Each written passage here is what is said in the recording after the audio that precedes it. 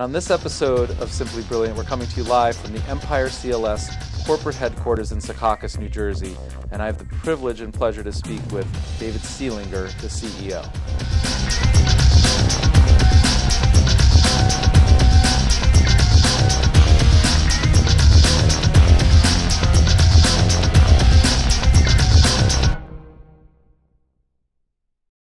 Let me just start off by saying thanks for having me. And no, it's my pleasure. Obviously, you're aware of this, but this is incredibly impressive what you've built here. Thanks. And I really, I mean that in all sincerity. I have to say that as a smaller business operator, when I look at this, I think it's like daunting to even attempt to compete or replicate. And so you have a competitive, sustainable advantage. And I think that one of the things we should talk about on this show right now is how you're going to keep innovating so that you're constantly moving forward, because I think no matter what you have done today, in a year or two or five, somebody will have something similar or better. So again, thanks for having me. This is unbelievable office space, and more importantly than the space itself is the thought and the processes that you've built, the redundancy, and we've spent a lot of time understanding what you've developed.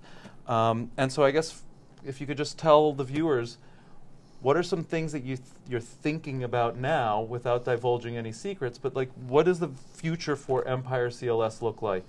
Well, right now, we've spent so many years developing technology for our business in-house, not consumer-facing products. So now we're heavily focused on consumer-facing products to enhance the relationship with our customers, make it even that much stronger by ease of use and such. So, I mean, some of that stuff I can't disclose, but in the next month, we'll be launching some new products for our customer. And I think, it's not just an application. It goes far beyond just an application. And it gives our customers like travel agencies and even tour managers the ability to book transactions seamlessly on an iPad, or it fits the screen, whatever it is. And not only that, but be able to see all their cars, where they're engaged, get contact information by text immediately, things like that. So it's pretty slick stuff. We're excited about launching it. So I can't really discuss a lot of the things that we talked about earlier, but I think when you say it's not an app, I think really what you're saying is that it's embodying the core value that we talked about here, which relates to the client and customer service. I can't tell you how many times you've said things like the client is always right, or we don't question it, or again, not getting into any specifics, but it's evident to me that you and your team and your company have a real concern and high regard for the client, their satisfaction, and a commitment to excellence. And so when you say it's not just the app, it might be a technological enhancement, but it's embodying everything that you think about, as opposed to a technology company that could give a crap about the client. Right? And I'll draw Uber into that mix, where I really think they're just a logistics company that happens to move people, or Uber Eats or whatever. Your app might have similar functionality or not, I don't know. But I can't imagine that that's all it's about. Yeah, no, not at all. And, when you speak of Uber, you're absolutely right. It's a logistics company. There's no concern for the person in the back of the car. Whereas here, it's the complete opposite. Everything here was built around the consumer in mind, the user of our services. And a lot of our processes were actually developed because of user groups that we have with some of our larger companies that we service. And that's how a lot of things were developed. But, here, the chauffeur's first, and then it's the customer. And obvious reasons we do it that way. If the chauffeurs are happy and they're content with what they're doing, we don't have much concern for the customer side, right? But that's not easy to achieve. And I can give you two testaments to that. One, I'm in the business. We have our own vehicles, although we're decreasing them. And the chauffeurs are probably the single biggest challenge we've had, both in terms of attracting the talent, and then retaining the talent, and then training the talent. And we call them talent because that's really what they are. Yeah, I like that about you. They're the front of our operation. They interface with our clients, not me. But that's always been a real challenge. And so to your credit, Mohammed, who picked us up today, he's been with you for 6 years, ultra professional, spot on, the vehicle was great.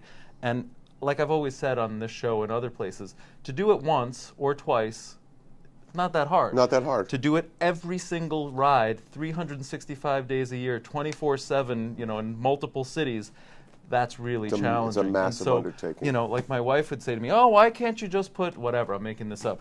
Purell in the car. And I was like, "No, I can do it when you come in, and I can do it when the VIP comes in, and I can do it, in these circumstances." But for me to get like that one little thing added across in the LA office and the New York office and every single vehicle, and the vehicle that comes back at 3 in the morning is getting clean, and like all of those logistics suddenly become really challenging. And so I think that the point that you make about been doing this for years is the differentiating factor. You introduced me, Mohammed picked me up, he's been with you for 6 years. Then I think we were in your dispatch area, and somebody was there for 20 years and 30 years.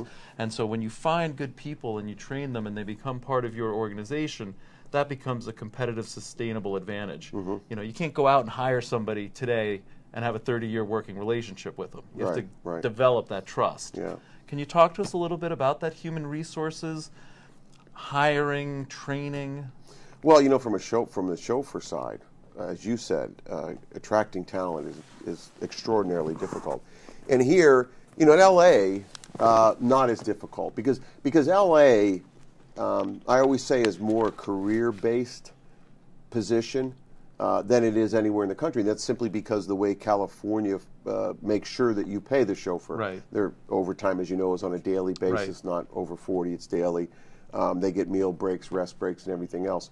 And those chauffeurs do extraordinarily well. When you come to New York and some of the other cities we're in, we don't employ part-timers, but I always find that most of the chauffeurs, there's a story behind them. And they might be pursuing another career, whether it's acting or whatever it is, and they're doing this as a means to, and sometimes that becomes 10 years. Right. So, but the TLC in New York has even made it more difficult now to hire chauffeurs because of the license cost for the individual chauffeur to get it. So we advanced them that, and but it's a very, very difficult. I could hire 25 drivers today, and we'd still be oversold. But I have one person in class next week. So it's gotten more difficult. It hasn't gotten. It's just more difficult every year. It's harder and harder. I must say, if there was one thing that really helped me focus on the future of Brilliant and where it is that we're going, was the chauffeur retention and recruitment. Because what I found was, while I love working with people and developing people and giving them opportunities, and that's one of the reasons I'm an entrepreneur. You asked me why in the world would I leave the hedge fund space. That's one of the reasons. I really do enjoy working with people and giving them opportunities that they wouldn't have otherwise. But what I found was no matter what I did on the chauffeur recruitment front, training front, and retention front, I felt like I was a hamster on a wheel, and I was just constantly spending all my time and energy in that area. And that's a critically important area, so I don't want to minimize that. But the areas of my interest being an entrepreneur are far more reaching than just human resources, right? And so when it became like my job, I was like, would I take this job as a human resources chauffeur, hire, and recruiter, trainer? I was like, probably not. And so then I said, well, if that's what I'm doing and I don't really enjoy it, how do I enjoy and grow my business in an area that I do? But so clearly it's working for you, even though you still have more need. You have more demand than you have supply of chauffeurs. And we have 2 full-time recruiters on the road every day. So, and we just started doing that a few months ago, and that's helped tremendously too. I'll tell you the other thing that was a real challenge for us, and I think you face it too. We specialize primarily in Sprinter vans and minibuses, and depending on the vehicle size and so on, we needed both the New York City TLC and the DOT, commercial driver's license. And what we found was a lot of really high quality people would have one or the other, and then when you poke a little further, there's a reason they have one and not the other, right? Like the DOT maybe doesn't do the background check that the TLC does, so they don't have the TLC. Now all of a sudden they can't drive our TLC vans. Or we have the TLC, but they can't drive a bigger vehicle, and they don't want to get the commercial license, and that's a huge process. That can take months too. So I think that the chauffeur retention issue is a competitive advantage for you. And I think that the challenge is for people to keep that standard up, because all of the signage and advertisements that people see on a daily basis, no dispatcher, make $100,000 a year, work your own hours, and so on. Very, very appealing to many. I think that there's a lot of things that they uncover later, like, gee, I have to pay taxes and that wasn't withheld, and I didn't realize how much my, insurance would cost, or the maintenance and wear and tear. But they figure that out eventually. And I think, like everything, it's cyclical. There's probably not enough chauffeurs now because Uber and all these other companies are getting them. They'll probably find out that they're not, the grass isn't greener over there. Yeah, many do. And then they come back. They're right. Absolutely. Right? I know I've lost chauffeurs to Uber, and every one of them but one is back here. And in 2 cases, I helped them get out of the vehicle they were in because it was upside down because of the subprime lending. And this works not only in the chauffeurs, I think in clients too. I think both you and I have discussed that we have clients that have used Uber and have come back. And maybe they use Uber for certain things, like, oh, I'm only going 6 blocks, so I'm not going to pay this. But when it counts or it matters or it's important, then they wouldn't contemplate using an on-demand service because there's just really no quality control. Right. Yeah, I think when people are going to the airport at 5 in the morning, they're arriving late at night into the airport, they want to know the car's it's there. I don't have anything to concern myself with. I don't want to hit a button and find out that there's a delay or there's an enormous surcharge or whatever. So our type of services are never going to go away. But as I told you earlier, we focus primarily on high-end work, the entertainment industry, high net worth individuals. We have a security company that enhances that. It had a lot of value add to the limousine company. And, for me, that's, the sort of the middle in our business is gone. It's either people are doing Uber-type work or they're doing work at cutthroat rates, right? And they may not be operating completely within the guidelines of the law, which we hear a lot about. We have chauffeurs come in and say, wait a minute, you're going to make me an employee? Right. Of course we are, been there, done that. So, but the middle's gone, or there's the very high end, which I feel is what we do. And we focus on the high end now. That's all we focus on. That's what we've always focused on. When I took a look at the space 6 years ago, and I launched in 2009 and into 2010, which is exactly when the world was blowing up, and it's the exact most perverse time in the world to focus on the high end or luxury or high price points. But when I took a look at it, I said, there's great companies such as yours and other big companies that have tons of sedans and SUVs and do really high quality, hundreds of trips a day. How many trips a day do you do? Thousands. Thousands of trips a day? 4,000, okay. 5,000. 5,000 trips a day. What's Richard at Brilliant going to add with my 2 dozen trips? Like, what can I do in an SUV or a sedan that you can't do? And the answer to me was nothing, because I'm not going to compete on price. I can compete on hospitality and quality, and this is the route we went, I can compete on having a differentiated product. And so we started with the Sprinter vans that were completely decked out and looked like jet vans, and then we moved into minibuses. And we're always an early innovator in fleet and in the way that we approach the clients. But I didn't need to come in and compete on that level. And so to your point, it's really hard to compete with on-demand and low price. Oh, yeah. I think it's impossible. But you can really differentiate yourself. You can differentiate yourself, but because you have to have employees, you own the equipment. All those expenses, there's no way you're going to operate, you're going to play cards with Uber. It's not going to happen. And I don't, and by the way, I don't want to play cards with Uber. Right. I don't need to play cards with Uber. And that's, to me, that's what every operator's goal should be. Uber doesn't affect me because I do this.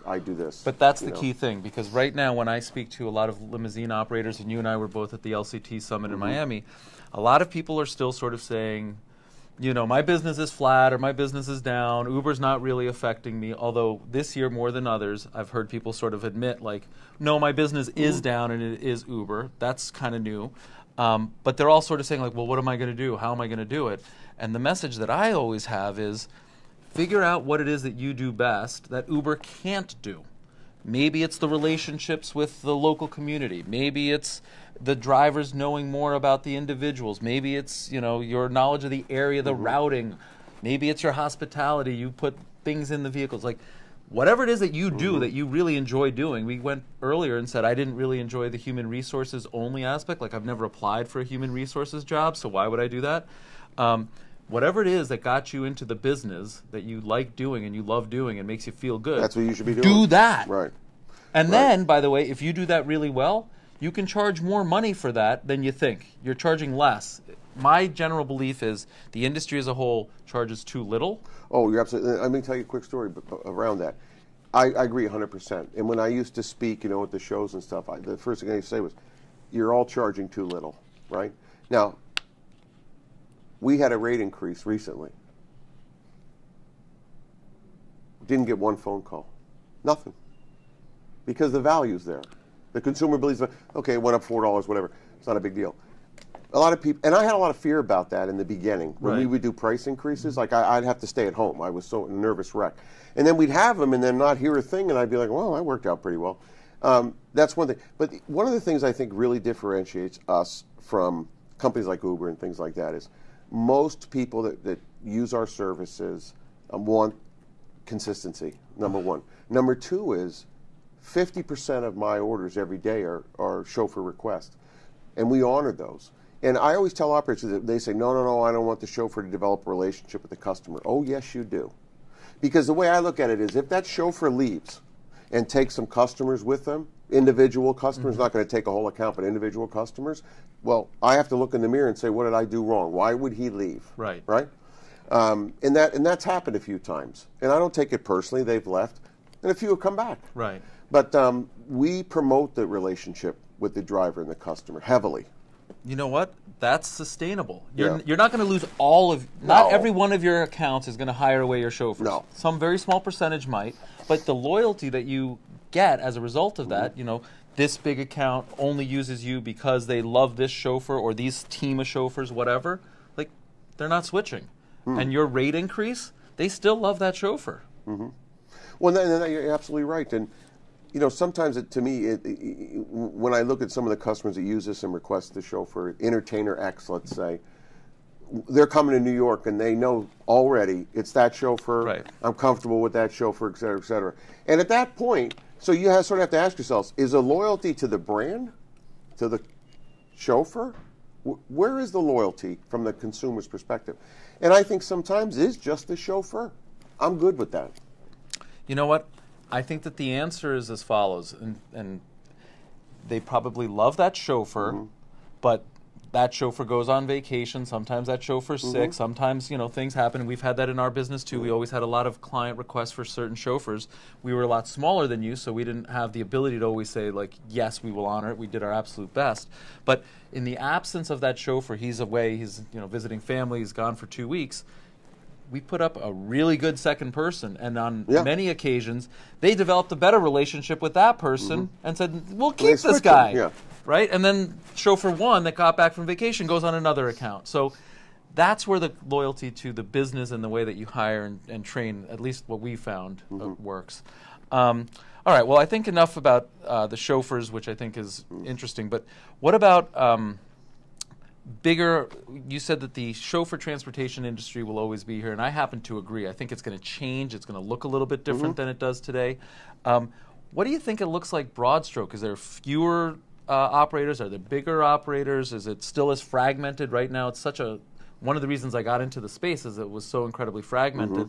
To their credit, a lot of mom and pop operators or 5-car, 10-car operators, not necessarily business savvy, not necessarily forward thinking, really good at what they do. But what do you think the space looks like, and what do you think some of these smaller people should be considering beyond just like focus on what you're good at? Yeah, well, for one, when it comes to the larger companies, I think that it's inevitable that 2 of them or 3 of them will merge. I think that's not so far in the distant future. I agree. And for obvious reasons, right? Scalability, the cost savings of doing that and such. For the smaller operators, of which I was one at one time, it's a tough road. There's no doubt about it, because a lot of the smaller operators that I call me and I talk to, they started doing Uber work. They found out there was no money in it. They stopped doing it. Some of them still do. I don't think they'll tell you, but they still do work for Uber. But their future, to me, is, as long as you're providing good service and you work with other companies, you'll be fine. Right. But you're going to have to work with other companies. If you're not taking working from other companies, you're. And what I would say, and this is a pet peeve of ours and something that I think our clients actually really appreciate. So it's not just the ride and the chauffeur and the one trip. There's so much more that goes into it, from the way that you take the reservation, from the confirmation going back. Like, people need to realize that it's an entire experience. And Uber provides convenience, but they also provide all the information at one time. You know that the trip is confirmed, you know who your chauffeur is, when the trip is over, you know what the rate is. If you have to like make multiple calls and be put on hold and somebody doesn't know about availability and they have to check on with dispatch and they're going to email you confirmations, you know, a day or two later, or maybe they forget, like, that's a problem. Right. And same with billing. You know, why it takes 2 days to 2 weeks to get a receipt is beyond me. You know, listen, we nowadays, with the larger corporations we service, it's got to be same day because of the expense reporting systems they're using are live. But why wouldn't it be? It Even if you're a small operator, you know, when we were a much smaller company than you, we would get billing out same day. In many cases, we get billing out as soon as they step out of the car. If you're paying attention, you're following, and you got the update, you have the timestamp, you know what it is, you know what your rates are, like, put somebody in charge of that, have them pay attention, and send the like our credit card billing is real time. Right. So as soon as the chauffeur goes in the device and they've dropped, even if there was a change, which the chauffeur can make in the device, it's automatically billed. But these are some of these things that I think small businesses never get quite around to, or they don't think it's that important. But as the client, it is important. Like, is the car confirmed? Who's picking me up? How much am I paying? So these are little things that I think people can focus on in any business. It's just the experience from start to end, not just like the meat of what you think you're buying. No, and I agree with you 100% because I tell my staff all the time, if someone has to call here more than once, something's wrong. Right. Because I don't have time to call here twice myself. I need to call once, which we don't even promote people calling. Right. You know, we want them to use the different services we have through our email system, which is managed like a phone call, or the GDS systems that are out there, which we're integrated to, right? You know, it's funny, when I started the company 6 years ago, again, I don't know if I'm just technologically interested or innovative or whatever, but I told all of our chauffeurs that when they're on location, I want them to text, right? Like, that's the way that we're communicating with our clients 6 years ago. And everyone was like, oh, I don't, you know, nobody wants a text and we have to call. We had people that worked for us that came from one of your larger competitors, and they're like, oh, that's not professional, and that's not. Like, today, in today's world, and my kids, they don't use the phone. They don't talk on the phone. Nobody wants to be on the phone. They don't want to talk on the phone. And in fact, I heard an interesting question. 5 years ago, when somebody would pick up the phone and call you, you would answer the phone, and maybe you'd screen it, look at the caller ID, but like, you'd pick up the phone and you'd have a conversation. Now, when the phone rings, the vast majority of people of any age get annoyed. They're like, who's interrupting me? You want a text, you reply at your convenience, you want information pushed, here's the chauffeur information via email or via text, but like, don't call me necessarily, don't make me call you.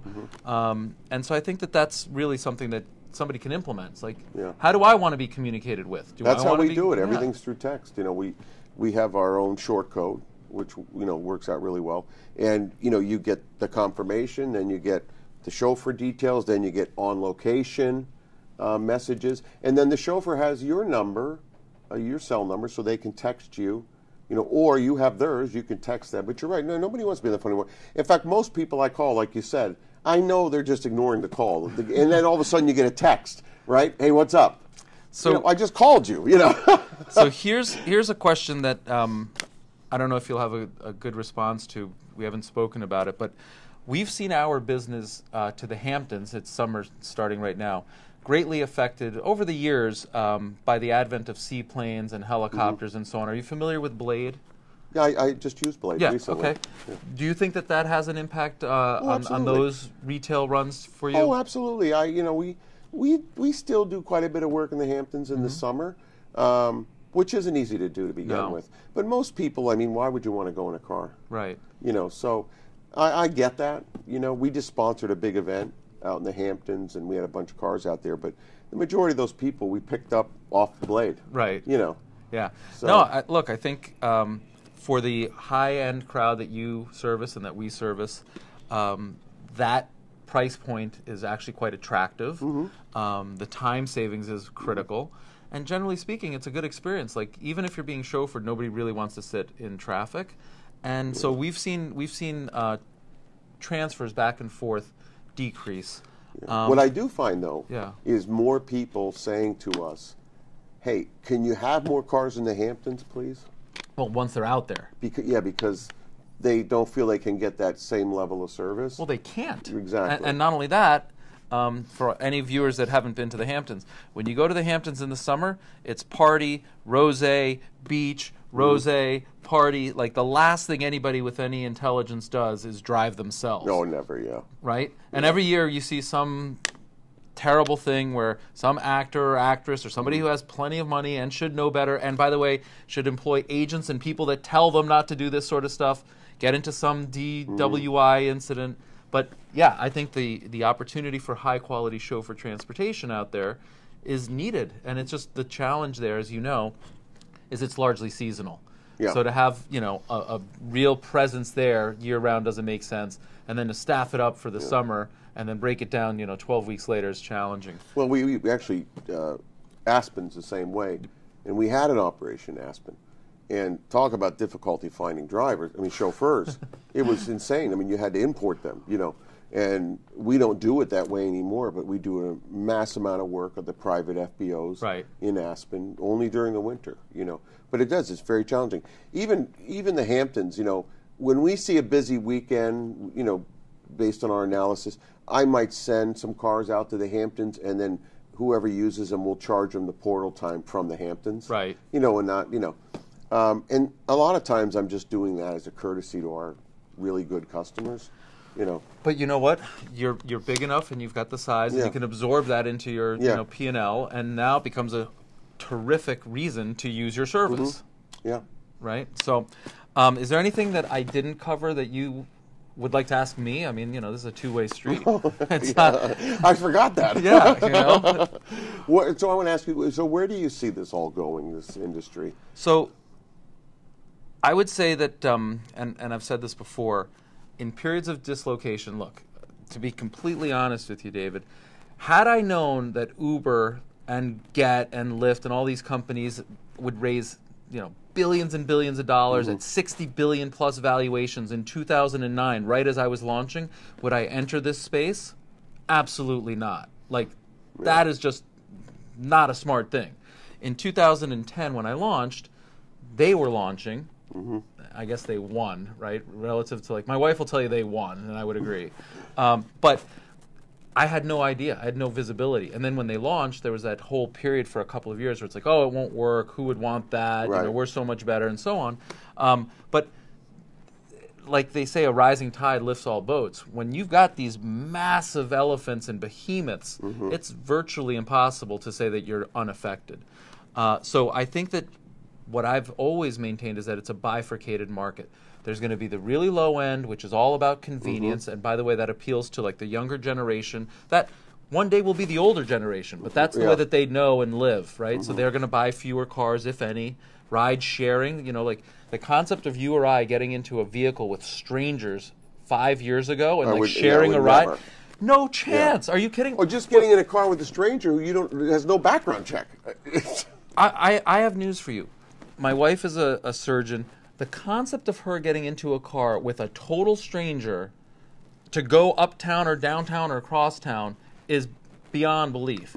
However, it's incredibly convenient and cheap, and everyone that she knows does some variation of it, and now it's become the norm. But so, like, for my kids, like, that is the norm. The concept of go buy a car so that you can drive yourself is foreign. Right? So I think that it's a bifurcated market. There will be the very low end where it's convenience wins. The drivers have zero loyalty. The clients have zero loyalty. This is about as plain vanilla commoditized product as you can get. And then size and scale and convenience wins.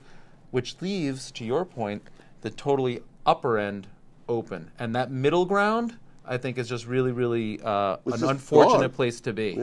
But on the high end, I don't foresee any circumstances where people are not going to want personalized service, hospitality, recognition, familiarity, comfort, safety, reliability. I mean, the list goes on. When I used to travel, I would stay often at Claridge's in London, which I think is a fabulous hotel, and I miss it, and I need to go back. So shout out to Claridge's. And if you haven't been, go. Save your money and go. It's worth every pound. But one of the reasons that I was so loyal to it, in addition to the fact that I would go there frequently, was no matter how far, how infrequently I had returned. I used to go almost weekly and then sometimes every other week. And then I might be gone in Asia for 2-3 months and not be at Claridge's. When I would return to Claridge's, from the moment I got there and the cab door opened, somebody would say, "Mr. Fertig, so lovely to see you. It's been a while, hasn't it?" And same with on British Air. When I would board the plane, "Mr. Fertig," somebody knew me. And just that name recognition and eye contact made me feel comfortable when I was away from home and traveling, and I would pay a premium for that.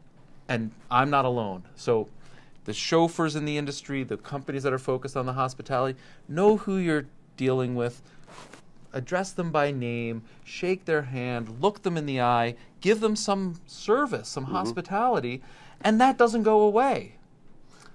That's one of my big pet peeves, is addressing someone by their surname at least 3 times during the transaction. That, to me, that's, is why people come back. Yeah, so I think that it goes to a place where you either push one button and you don't care about much, or you're willing to pay a premium for certain days or certain trips or certain reasons, and then you want service. Right. Yeah. So, anything else? No, I appreciate you coming. I'm glad you got an opportunity to look around, and we're excited about the future. Always have been. You know what? I think you're very well positioned. Some of the things that you shared with me, I think, are really exciting and innovative, and I think that your clients will benefit from it. And I think you're focused on the right things. And by the way, I don't say this, often, and I don't say that to a lot of people. You should be very impressed with what you've built here. It's really remarkable. And you have wonderful people here, and you should be proud. Well, I read a book once that said, as an entrepreneur, you want to do a million things at once. So surround yourself with people who are smarter than you. Many, many years ago, I didn't understand that. I had to be in control, and it was all about me. Well, today, that's a complete opposite. Everyone in my management team is smarter than me. Highly educated, very street savvy, much smarter than me, and I'm able to focus on the things that I have the passion for. Right. And I don't have to worry about other things. So I always tell operators, don't be a control freak as you grow.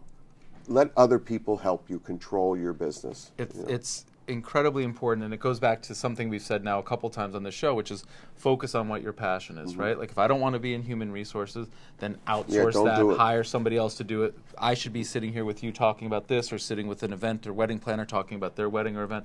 That's what I enjoy doing. And so as a smaller business, I think oftentimes you spend way too much time working as an employee of the business as opposed to steering the boat, thinking about the opportunity set. So I think that that's important. Charles, anything? Very fun. Has it? Did you enjoy it? Yes. Awesome. David, thank you so much. I really appreciate it. Thanks, Charles. All right. Bye, guys.